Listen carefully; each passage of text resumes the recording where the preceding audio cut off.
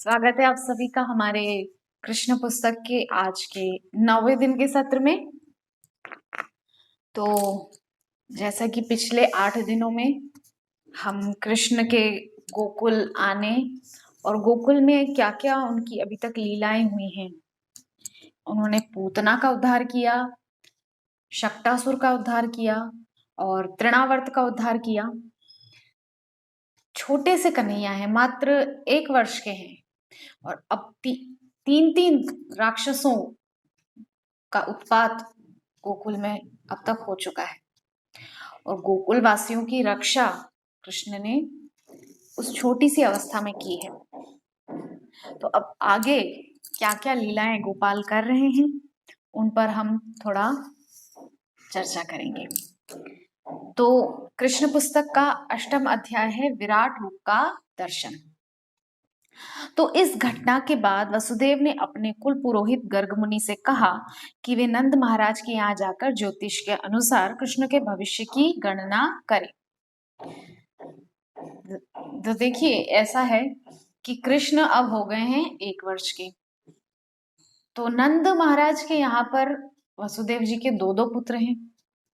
तो वसुदेव जी के पुत्र हैं, इसीलिए वसुदेव जी को चिंता होना भी लाजमी है। साधारण सी बात है कि अपने पुत्र का नामकरण करने का जो एक पिता का स्वप्न होता है कि मेरे पुत्र का नामकरण हो। तो इस प्रकार से वसुदेव जी अपने कुल पुरोहित यानी कि गर्गाचार्य यानी कि यदुवंशियों के पुरोहित, क्योंकि वसुदेव जी क्षत्रिय हैं, यदुवंशी होने के नाते वे क्षत्रिय हैं और नंद महाराज वैश्य हैं, क्योंकि हम पहले भी चर्चा कर चुके हैं कि देवमीड़ नाम के जो राजा थे उनकी 2 पत्नियां थी, एक क्षत्रिय परिवार से थी और एक वैश्य परिवार से थी। तो क्षत्रिय परिवार से जो थी उस पत्नी से उनके पुत्र हुए शूरसेन और शूरसेन के वसुदेव, इसलिए वो है क्षत्रिय यदुवंशी। और देवमीड़ की जो दूसरी वैश्य कुल से पत्नी थी उनके पुत्र हुए पर्जन्य और पर्जन्य के पुत्र हैं नवनंद, नंद, उपनंद, ये सब जो नंद हैं, जो नंद गांव के अधिपति हैं, ब्रज के गांवों के अधिपति हैं, जैसे गोकुल के, नंद गांव के, इसके अलावा माट गांव के, बरसाना के, ये सब जो अधिपति हैं गांव के, ब्रज के गांव के, वो नवनंद हैं, ये वैश्य कुल से हैं। तो वसुदेव जी क्षत्रिय कुल से हैं और उनके पुरोहित हैं गर्गाचार्य मुनि, और नंद बाबा वैश्य हैं, उनके कुल पुरोहित हैं शांडिल्य ऋषि।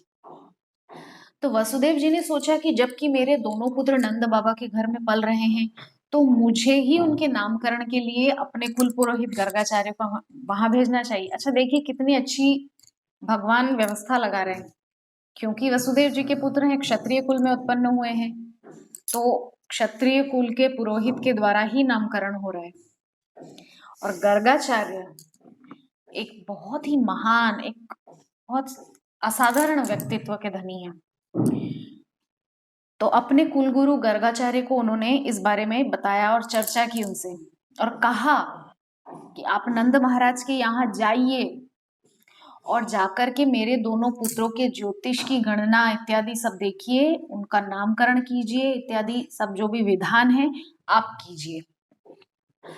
तो गर्ग ऋषि जो थे वो बहुत महान थे, उन्होंने बहुत तपस्या की थी और वो यदुवंश के पुरोहित के पद पर नियुक्त हुए थे, जैसा कि रघुवंश में हुआ था। यद्यपि रघुवंश का नाम रघुवंश बहुत बाद में हुआ है, ये परंपरा सूर्यवंश की है असल में। तो सूर्यवंश की जो ये परंपरा है, तो सबसे पहले जो है वशिष्ठ ऋषि सूर्यवंश के पुरोहित हैं। तो यद्यपि वशिष्ठ ऋषि को जब ये कार्य सौंपा गया था तो उन्होंने मन में उनके आया कि ये तो बहुत छोटा कार्य है पुरोहित का, कि नामकरण करवाओ, बच्चे का ये करवाओ, परिवार में ये हो सब। तो इस प्रकार से उन्होंने सोचा कि ये कार्य अच्छा नहीं है पुरोहित का। किंतु जब ब्रह्मा जी ने उनको सूचना दी कि हे वशिष्ठ जी, इस कुल में आगे जाकर के भगवान स्वयं मनुष्य लीला करने के लिए आएंगे, श्री राम बन के, तो इतना सुनने भर से वशिष्ठ ऋषि के मन में हुआ कि अब मुझे इस कुल की पुरोहिती का कार्य जरूर करना है। उसी प्रकार से गर्गाचार्य भी बहुत तपस्वी महान ऋषि थे और भगवान जिस कुल में आए उस यदुवंश के वे पुरोहित हैं। तो नंद महाराज के यहाँ पहुंच गए गर्गाचार्य। द्वार पर आकर के जैसे ही उन्होंने स्वस्ति वाचन किया, मंत्रोच्चार किया, गायत्री का उच्चारण किया जोर जोर से, तो नंद बाबा और दोनों माताएं रोहिणी यशोदा दोनों दौड़ी दौड़ी आई हैं बालकों को गोद में लिए। और इस प्रकार से नंद महाराज बहुत प्रसन्न हुए देख करके कि आपके जैसे महान ऋषि हम गृहस्थों के घर आकर हमारे घर को आप पवित्र कर दिए। तो नंद महाराज ने बहुत प्रेम पूर्ण उनका स्वागत किया, उनके चरण पखारे, आचमन करवाया, उनको खूब सुंदर भोजन इत्यादि की व्यवस्था की।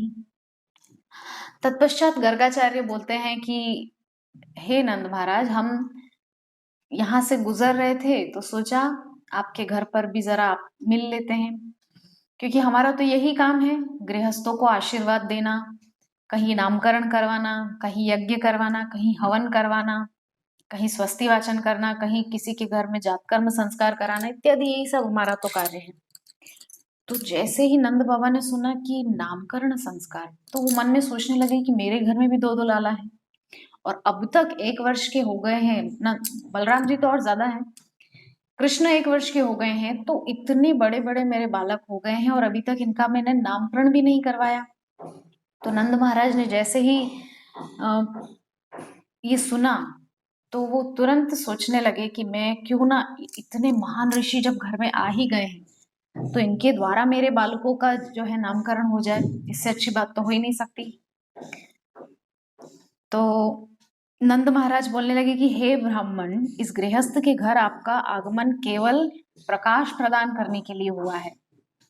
हम सदैव गृहस्थी के कार्यों में लगे रहते हैं, जिससे आत्म साक्षात्कार के वास्तविक कार्य के लिए हमें अवसर ही नहीं मिल पाता। हमारे घर में आपका पदार्पण हमें आध्यात्मिक जीवन के विषय में किंचित ज्ञान प्रदान करने के लिए के निमित्त तो हुआ है। नंद महाराज कह रहे हैं कि आप जैसे महान ऋषि हम जैसे गृहस्थों को आशीर्वाद देने के लिए, हमारा आत्म साक्षात्कार कराने के लिए, हमें भगवान की याद दिलाने के लिए आप जैसे संत हमारे घर आते हैं। तो आपका गृहस्थों के घर पधारने का या ब्राह्मण का इसके अतिरिक्त कोई अन्य प्रयोजन नहीं हो सकता। तो वास्तव में किसी साधु पुरुष ऐसे गृहस्थों के घर में जाने का कोई प्रयोजन नहीं है, जो निरंतर आर्थिक क्रियाकलापों में अर्थात धनोपार्जन में लगे रहते हैं। तो साधु पुरुषों तथा ब्राह्मणों का गृहस्थ के घर जाने का कारण केवल उन्हें प्रकाश प्रदान करना होता है। यदि कोई यह पूछे कि गृहस्थ जन ज्ञान प्राप्ति के लिए किसी साधु पुरुष या ब्राह्मण के पास क्यों नहीं जाते, तो इसका उत्तर यही होगा कि गृहस्थ जन अत्यंत संकुचित हृदय वाले होते हैं। सामान्यतः गृहस्थ जन सोचते हैं कि उनका प्रधान कार्य पारिवारिक मामलों में व्यस्त रहना है और आत्म साक्षात्कार या आध्यात्मिक ज्ञान का प्रकाश गौण है। केवल दयावश ही साधु पुरुष तथा ब्राह्मण जन गृहस्थों के घर जाते हैं। इस प्रकार से नंद महाराज जो है बहुत सुंदर सुंदर बातें करके गर्गाचार्य को प्रसन्न करने की चेष्टा कर रहे हैं। बात वैसे नंद बाबा की सही है कि गृहस्थों के पास कहाँ समय है कि संतों के पास जाकर के अपनी जो मूर्खताएं हैं उनसे बाहर निकल के जो आत्म साक्षात्कार का प्रकाश है उसमें प्रवेश करें। तो नंद बाबा कह रहे हैं कि इसीलिए आप जैसे संत ब्राह्मण स्वयं घर चलकर आते हैं और हमारा उद्धार करते हैं। तो नंद महाराज ने गर्ग मुनि को ज्योतिष विज्ञान का सबसे बड़ा पंडित कहकर संबोधित किया। सूर्य या चंद्रग्रहण जैसी घटनाओं के विषय में फलित ज्योतिष की भविष्यवाणियां आश्चर्यजनक गणनाएं हैं और इसी विज्ञान विशेष के द्वारा मनुष्य भविष्य को स्पष्ट रूप से समझ सकता है। गर्ग मुनि इस ज्ञान में पटु थे। तो नंद महाराज ने कहा गर्ग मुनि से कि हे सर्वश्रेष्ठ ब्राह्मण वह है जो परमेश्वर के ज्ञान में दक्ष हो। परमेश्वर के ज्ञान के बिना मनुष्य ब्राह्मण नहीं माना जा सकता। इस प्रसंग में प्रयुक्त सही शब्द ब्रह्मविदाम है। जिसका अर्थ है वो पुरुष जो परमेश्वर को भली भांति जानते हैं। परमेश्वर और परमेश्वर के तत्व को जानने वाले को ब्रह्मविदाम कहते हैं। तो यहाँ पर बहुत सुंदर सुंदर शब्दों के द्वारा अलंकृत कर रहे हैं नंद बाबा गर्गाचार्य ऋषि को। तो इतनी प्रार्थना सुनकर के गर्गाचार्य ने उत्तर दिया कि वसुदेव ने मुझे इन बालकों का विशेष रूप से कृष्ण का संस्कार करने के लिए भेजा है। मैं उनका कुल पुरोहित हूं और अगर मैं इन संस्कार को कराऊं तो संयोगवश यह लगेगा कि कृष्ण देवकी के पुत्र हैं। अपनी फलित ज्योतिष गणना से गर्गमुनि समझ गए थे कि कृष्ण देवकी के पुत्र हैं, किंतु नंद इससे सर्वथा अनजान थे। तो यहाँ गर्गाचार्य स्पष्ट रूप से बोल रहे हैं कि मुझे वसुदेव जी ने भेजा है और अगर मैं ऐसा करता हूं, आपके पुत्र कृष्ण का यदि मैं नामकरण करता हूं तो कंस को शंका हो जाएगी। कैसी शंका? कि गर्गाचार्य है वसुदेव जी के कुल पुरोहित, और अगर वसुदेव जी के कुल पुरोहित ने कृष्ण का नामकरण यानी कि नंद बाबा के पुत्र का नामकरण किया तो कंस को हो जाएगी ये शंका कि वो पुत्र नंद बाबा का नहीं है, वो पुत्र देवकी का है। तभी तो ना वसुदेव जी के कुल पुरोहित नामकरण किए। तो एक बार के लिए गर्गाचार्य बोलने लगे कि नहीं नहीं, ये कार्य मैं नहीं कर सकता, आपके पुत्रों का नामकरण मैं नहीं कर सकता, क्योंकि किसी भी प्रकार से यदि कंस के कानों तक ये खबर पहुंच गई कि मैंने आपके 2 पुत्रों का नामकरण किया है तो वे स्पष्ट रूप से समझ जाएंगे कि ये पुत्र देवकी के हैं और इससे इन पुत्रों और आपको सबको जान का खतरा है, इसीलिए ये कार्य मैं नहीं कर सकता। तब नंद बाबा ने यशोदा मैया रोहिणी मैया दोनों से परामर्श करके मशविरा करके एक समाधान निकाला कि क्यों ना घर में जो गौशाला है उस गौशाला में गुप्त रूप से हम घर के ही 4-5 लोग मिलकर के केवल इस नामकरण संस्कार को संपन्न कराएं, ताकि न किसी को पता चले गांव वालों को और ना गांव से बाहर कंस के कानों तक ये खबर जाए। तो गणना के अनुसार देवकी के कन्या नहीं होना चाहिए, ऐसा जो है कंस के मन में निश्चित था। कंस बार बार यही सोचता रहा कि कन्या कैसे हो गई। तो इस प्रकार गर्ग मुनि ने नंद महाराज को सूचित किया कि कन्या तो यशोदा के उत्पन्न हुई थी और कृष्ण देवकी से उत्पन्न थे और वे परस्पर बदल दिए गए। यहाँ नंद बाबा को गर्गाचार्य ने सब सच्चाई बता दी है। अभी यशोदा मैया को पता नहीं चला है, रोहिणी मैया को पता नहीं चला है, अभी नंद बाबा से गर्गाचार्य ने सब बोल दिया है। तो गर्ग मुनि ने कहा कि यदि मैं आपके पुत्र का नामकरण संस्कार करता हूं और यदि वह उस आंचल से ढककर दूध उस कन्या द्वारा कंस के प्रति की गई आकाशवाणी को पूरा कर देता है तो संभव है कि वह पापी असुर आकर नामकरण के बाद इस बालक का भी वध कर दे। तो कंस की आशंका कि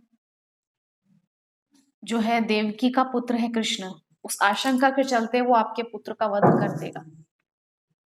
तो गर्ग मुनि के वचन सुनकर नंद महाराज बोल उठे, यदि ऐसी आशंका है तो अच्छा होगा कि नामकरण का भव्य आयोजन ना किया जाए, केवल गोष्ठ में यानी कि गौशाला में बैठ करके शांतिपूर्वक बिल्कुल एकांत में, जहां घर के 1-2 सदस्य हो बस। तो जब नंद महाराज ने इतनी उत्सुकता के साथ गर्ग मुनि से प्रार्थना की तो उन्होंने गुप्त रूप से नंद बाबा की गौशाला में नामकरण संस्कार को संपन्न कर दिया। बहुत सुंदर सुंदर नाम वहां बता रहे हैं, बोल रहे हैं कि ये जो बड़ा बेटा है। अच्छा वहां पर क्या हुआ कि दोनों माताएं बहुत चतुर हैं, यशोदा मैया और रोहिणी मैया। दोनों ने सोचा कि हम एक काम करती हैं, यशोदा मैया ने कहा रोहिणी दीदी आप अपना बालक मुझे दे दो, मेरा बालक अपनी गोदी में लिटा लो, उससे हम देखेंगे, हमको पता तो चले कि ये कितने बड़े संत हैं, कितने महान संत हैं। तो इसलिए उन्होंने आपस में अदला बदली कर ली बच्चों की, और रोहिणी माता कृष्ण को लेकर के बैठ गई और यशोदा मैया बलराम को लेकर के बैठ गई। तो अब जो है वहां पर गर्गाचार्य समझ गए कि माताएं मेरी परीक्षा लेना चाह रही हैं, तो देख करके यशोदा मैया की गोदी में बलराम को देख करके बोलने लगे कि हे देवी, आपकी गोद में जो ये बड़ा बालक है, इसका नाम हम रखते हैं बल। अयम तू रोहिणी पुत्रो, स्पष्ट रूप से बोल दिया उन्होंने। यशोदा मैया तो समझ गई, अरे ये तो बहुत ज्ञानी संत है, पहचान गई कि ये रोहिणी पुत्र है। बलाधिक्यात बलम विदुः, बल की अधिकता के कारण इस बालक का नाम बल होगा। और रमयन सुहृदो गुणे, लोगों के हृदय में इसका निवास होगा, सबका सुहृद बनेगा ये आपका बालक। रोहिणी माता से कह रहे हैं कि इसलिए इसका नाम एक होगा राम, सबके हृदय में रमण करने वाला। रमयन सुहृदो गुणे आख्यास्यते राम इति बलाधिक्यात बलम विदुः, बल की अधिकता के कारण इसका नाम बल होगा, सबके हृदय में रमण करने के कारण इसका नाम राम होगा। इसीलिए इसको कोई कोई बलराम भी कहकर बुलाएंगे। और गर्गाचार्य वहां पर संकेत करते हुए बोल रहे हैं कि कभी किसी जन्म में हुआ, अब इसी बार हुआ, ये सब हुआ इसी बार है, लेकिन गर्गाचार्य जी वहां पर छुपाना चाह रहे हैं ना सत्य को, इसीलिए बोल रहे हैं कि किसी काल में ऐसा हुआ था कि इसका एक गर्भ से संकर्षण करके दूसरे गर्भ में इसको पहुंचाया गया था, इसलिए इसका एक नाम संकर्षण भी है। बल, राम, बलराम, बलदेव, संकर्षण, रोहिणेय, रोहिणी नंदन इत्यादि नाम गर्गाचार्य ने रोहिणी नंदन को, यानी कि रोहिणी के पुत्र बलराम को दिए। उसके बाद जब कृष्ण की बारी आई तो कृष्ण गोदी में लेटे लेटे हंस रहे हैं। देखते देखते देखते देखते गर्गाचार्य जी की तो समाधि लग गई, त्राटक समाधि, नेत्र खुले हैं, किंतु कृष्ण को देखते देखते उनकी समाधि लग गई, श्वास का आना जाना बंद हो गया, मुख खुला का खुला रह गया, आंखें खुली की खुली रह गई। तो दोनों मैया डर गई कि ये क्या हो गया बाबा को, दोनों ने हिला दिया पकड़ के बाबा को। तो बाबा बोले हमको समाधि लग गई थी देवी, आपका ये जो पुत्र है बहुत अलौकिक है। तब क्या कह रहे हैं कि आसन वर्णास्त्रयो हस्य, पूरा श्लोक मुझे समय याद नहीं आ रहा है, शुक्लो रक्तस तथा पीतो इदानिम कृष्ण तांगता, कि हे देवी, यशोदा मैया से बोल रहे हैं आपका जो ये पुत्र है ना, ये सतयुग में, त्रेता में, द्वापर में, कलयुग में, प्रत्येक युग में ये अलग अलग वर्ण लेकर आता है। इसका युग, प्रत्येक युग में इसका आगमन होता है।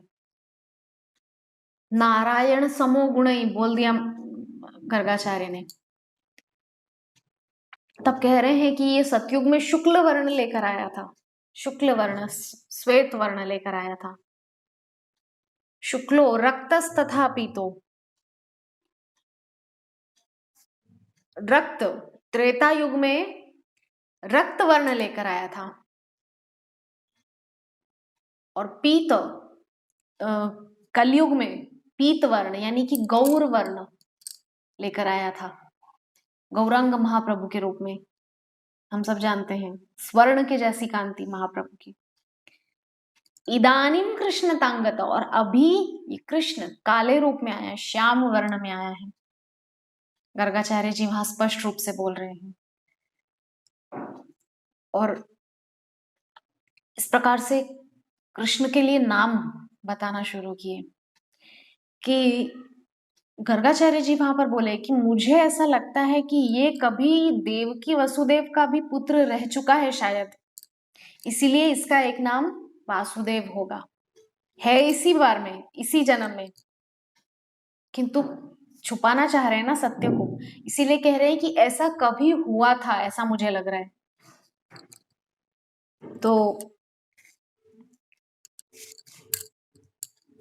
कह रहे हैं कि इनका जो है जन्म देवकी के गर्भ से हुआ, इसलिए इनका नाम देवकी नंदन भी है। अलग अलग समय पे अलग अलग लीलाओं के करने से इनका अलग अलग नाम होगा देवी। बहुनी संति नामानी रूपानी च सुतस्यते, हे देवी, आपके पुत्र के कई कई नाम हैं। बहुनी संति नामानी रूपानी च सुतस्यते, अलग अलग रूप हैं, जैसे जैसे रूप वो धारण करेगा वैसे वैसे उसके नाम होंगे। मुर नामक दैत्य को मारने के कारण मुरारी हो जाएंगे, त्रिपुर को मारने से त्रिपुरारी हो जाएंगे, रास रचाने से रास रासेश्वर हो जाएंगे। कुरुक्षेत्र की भूमि में सांख्य योग का ज्ञान अर्जुन को देने से योगेश्वर कहलाएंगे। गोपियों के घर जाकर माखन चुराएंगे, इसीलिए माखन चोर भी कहलाएंगे। गोपियों का चित्त चुराने के कारण गोपीनाथ, गोप चित्त चोर भी कहा जाएगा। इस प्रकार से अनेकानेक नाम दे देकर कृष्ण को लोग पुकारेंगे, हे देवी आपका ही पुत्र नारायण के समान गुणों वाला है। तो इस प्रकार से नामकरण संस्कार की वो सुंदर विधि पूरी हुई। गर्गाचार्य जी बहुत सारा आशीर्वाद दे देकर वहां से चले हैं और नंद बाबा और यशोदा मैया ने अपार धन संपत्ति गर्गाचार्य जी को दिया है और गर्गाचार्य ने वो सारा धन ब्राह्मणों में दान करके और वहां से चले गए। बहुत प्रसन्न हुए क्योंकि उनका तो जीवन धन्य हो गया, भगवान का नामकरण करने का उनको अवसर मिला। तो इस प्रकार से यह जानकारी देकर गर्ग मुनि अपने घर वापस चले गए और नंद महाराज अपने को परम भाग्यशाली व्यक्ति मानने लगे और ऐसा आशीर्वाद प्राप्त करके उन्हें परम संतोष प्राप्त हुआ। तो इस घटना के कुछ समय बाद बलराम तथा कृष्ण दोनों ही हाथों और घुटनों के बल सरकने लगे, बड़े हो गए हैं, इसीलिए अब जो है धीरे धीरे दोनों घुटमन चलने लगे हैं और अपनी माताओं को बहुत प्रसन्न करने लगे। सिर्फ माताओं को नहीं, नंद बाबा के महल में काम करने वाली हजारों दासियां हैं, दास और दासियों की कमी नहीं उनके घर में। 84 चौक का महल है नंद बाबा का, ऐसे बड़े बड़े 84 बरामदे हैं उनके घर में और उन बरामदों की सफाई के लिए करीब करीब 500 दासियां हैं उनके घर में। दधी मंथन करने के लिए 500 दासियां हैं। गौशाला को संभालने के लिए 5000 दास हैं। ये इतना ऐश्वर्य है नंद बाबा के घर में। तो उनकी कमर तथा पैरों में बंधी घंटिकाएं रुनझुन बजती और वे मनोहारी ढंग से इधर उधर घूमते।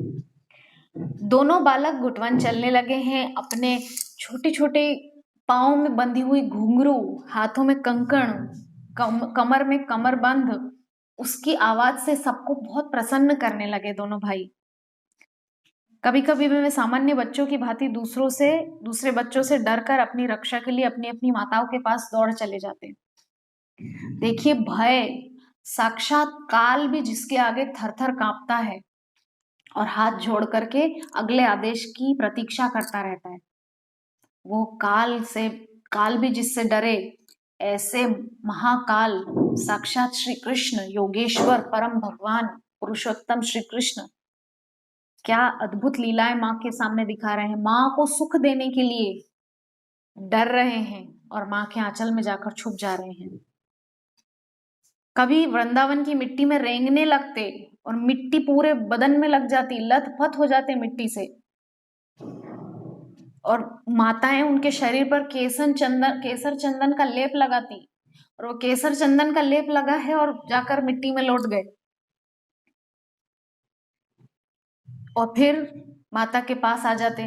माता गोद में उठा करके सब साफ कर देती और आंचल से ढककर दूध पिलाती और पय पान करते रहते तो माताएं उनकी दतुलियां देखती रहती, कैसे छोटे छोटे दांत निकल आए हैं, ये देखती माता। और माता देख करके प्रसन्न होती कि देखो मेरा बालक बड़ा हो रहा है। दोनों माताएं बहुत आनंदित रहने लगी। पूरे ब्रज में आनंद की लहर छा गई। नटखट लीलाएं कृष्ण बलराम करने लगे। गौशाला में चले जाते, गौशाला में जाकर के बछड़े की पूंछ, छोटा बछड़ा बैठा है माँ के पास में, उसकी पूंछ पकड़ लेते दोनों भैया और पूंछ पकड़ते जैसे ही तो बछड़ा बिदक करके भागने लगता और भागता जैसे ही बछड़ा तो उसकी पूंछ को पकड़ के दोनों भाई घिसटते हुए दूर दूर तक चले जाते। गोपिकाएं देख रही है, ग्वाल बाल सब देख रहे हैं, हंस रहे हैं, बोल रहे हैं देखो कितने मूर्ख बालक हैं, घिसट रहे हैं किंतु फिर भी जो है पूंछ को नहीं छोड़ रहे हैं। अगर पूंछ को छोड़ देंगे तो बच जाएंगे, किंतु इतने मूर्ख हैं कि पूंछ को नहीं छोड़ रहे हैं। तो भगवान अपने बालपन में कितनी नादानी का प्रदर्शन कर रहे हैं। इस प्रकार से बहुत सुंदर सुंदर कौतूहल को देखने के लिए यशोदा रोहिणी पड़ोसिनों के साथ में आनंद लेने लीन हो जाती आनंद में और जोर जोर से हंसती। इस प्रकार से कृष्ण अपनी सुंदर सुंदर लीलाओं के द्वारा ब्रजवासियों को, माओं को, गोपियों को, गोपवालों को, गैयाओं को, बछड़ों को, सबको आनंद देने लगे। ब्रज की एक एक रज के कण को कृष्ण अपनी लीलाओं से आनंदित करने लगी। तो आज के लिए बस इतना ही। कल के क्रम में पुनः हम कृष्ण की अन्य और लीलाओं के साथ आपके सामने उपस्थित होंगे। तब तक के लिए हरे कृष्ण।